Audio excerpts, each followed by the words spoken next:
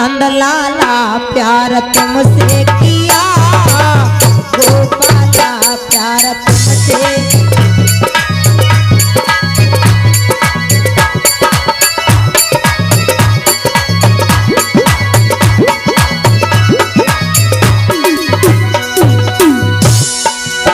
ये दिल तुमको दिया, नंदलाला प्यार तुमसे किया, गोपाला हो प्यार तुमसे किया, गोपाला।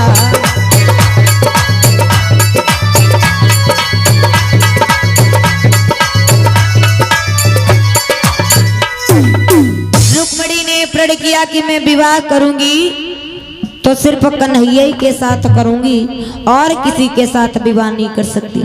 ये तो प्रण है। और इधर धीरे धीरे और बड़ी हुई रुक्मिणी। एक दिन की बात, अपनी सखियों के साथ आंख मिचौनी का खेल खेल रही थी। और जो सखियों के साथ आंख मिचौनी का खेल खेल रही थी, जैसे पहले बहनें खेला करती थी, आंखों पर पट्टी बांध लेती थी। दो चार सखियां इधर से उधर बोलती थी। एक बोलती थी दीदी तू कहाँ, तो दूसरी कहती थी दीदी मैं यहाँ। आंख मिचौनी का खेल जब खेल रही हैं, उसी समय भैया रुक्मिणी की मैया सुद्धमती ने देखा हमारी बिटिया तो विवाह की योग्य हो गई है। बांदी को बुलाया और कहा जाओ महाराज को बुला करके लाओ, क्योंकि उन्हें तो कोई खबर नहीं रहती है। आज बांदी चली है महाराज को बुलाए के लिए। कैसे आरे धीरे धीरे बांदी चली भाई रे, दे दे भावर कलिया पे, भाई मेरे पाँव दे दे चंपा कलिया पे।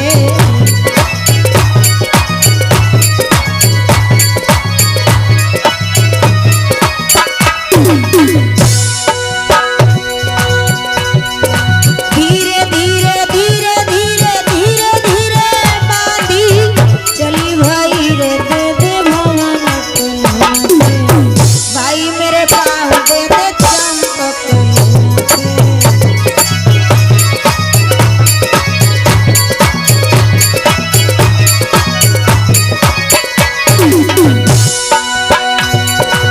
हाथ जोड़ के कह रही है रानी घर में बुला, वही रही है रानी घर में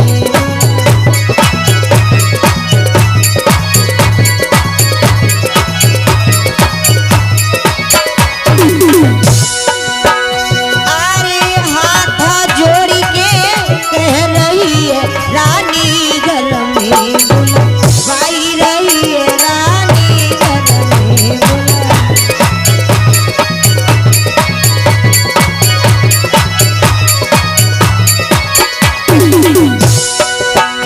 अरे कान्हा तेरी याद में तो सोई गई भरुआ, ये पर तन तो सोई गई भरुआ।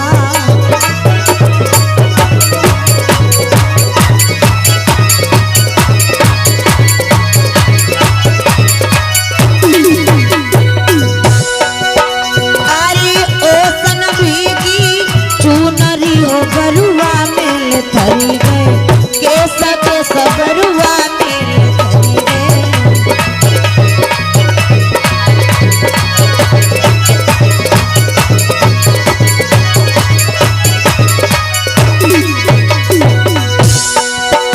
अरे ओसन भीगी चुनरी हो बरुआ मेल थरी गए, केस केस बरुआ मेल थरी गए।